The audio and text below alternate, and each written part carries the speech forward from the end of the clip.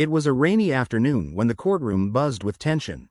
The usual hum of papers shuffling and whispers among the gallery had been replaced with a thick silence. The defendant, Robert Sinclair, sat at the front, his eyes fixed on the judge. His clothes were perfectly pressed, his hair combed back, every inch of him screamed of someone with everything to lose. The prosecutor, a sharp woman named Carla West, paced back and forth in front of the jury, her heels clicking on the marble floor. She had been working on this case for months, and the stakes couldn't have been higher. Robert Sinclair, once a respected businessman, was now the prime suspect in a high-profile murder case. The victim? His own wife, Melanie. As the case unfolded, the details were chilling. Melanie had been found dead in their mansion, her body discovered in the garden, her neck twisted at an unnatural angle. There were no signs of forced entry, no signs of struggle. The only thing the police found was a single, blood-soaked handprint on the doorframe of their home, and a strange, cryptic note left on her vanity. The note read, "I can't let you go. Not now, not ever." The prosecutor's voice broke through Robert's thoughts. "Mr. Sinclair," she said coldly, "you are the only one with the means, motive, and opportunity. You were the last person to see your wife alive, and now she's dead. How do you explain that?" Robert's heart pounded, but he kept his composure. "I didn't do it," he said, his voice a little too steady. "I loved her." But his words fell flat in the courtroom. Carla's eyes narrowed as she glanced at the jury. "And yet, your love seems to have disappeared the moment she decided to leave you."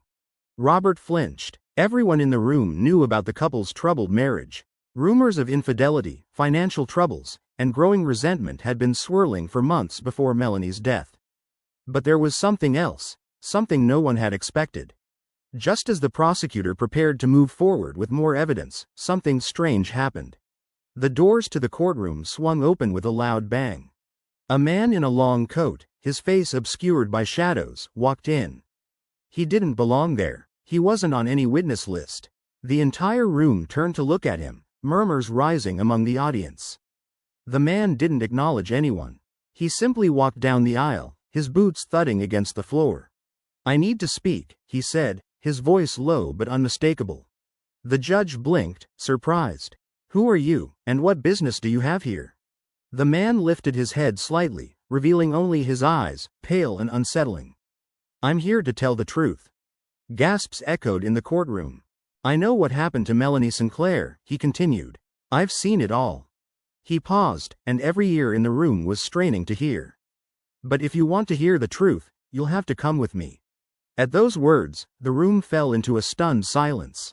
No one knew how to react. Robert turned to look at the man, confusion written all over his face.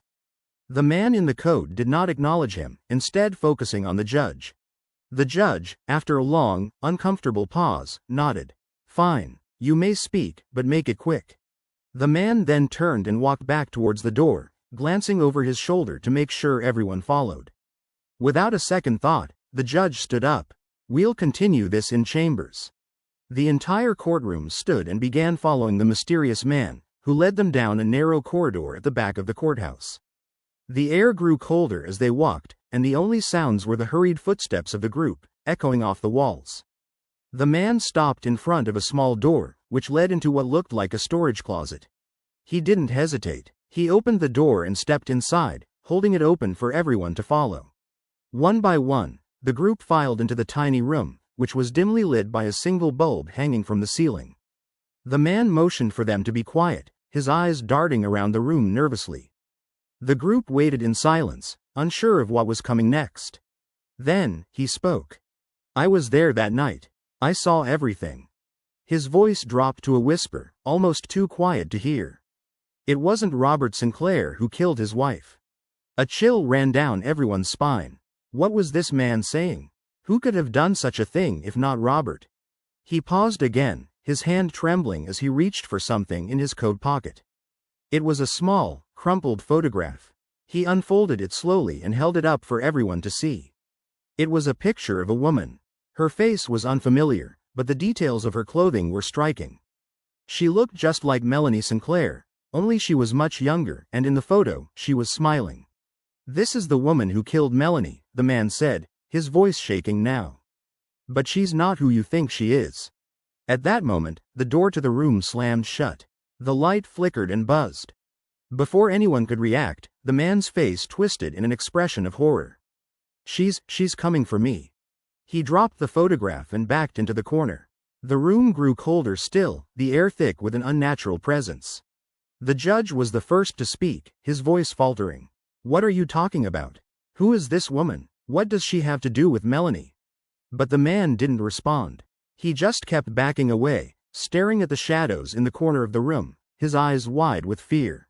Suddenly, a loud crash echoed from behind the walls, followed by a soft whisper. "You're not supposed to know." The group froze, terror settling over them. Then the man, in one final, desperate movement, pointed to Robert Sinclair. His finger trembled as he spoke the last words anyone would expect to hear in that room. "He didn't kill her, but he will." And just like that, the man's eyes went wide, and his body crumpled to the ground in a heap, dead before he even hit the floor. The room was plunged into darkness. The only thing that remained was the voice of the man, whispering from the shadows. "The truth is, she's never left."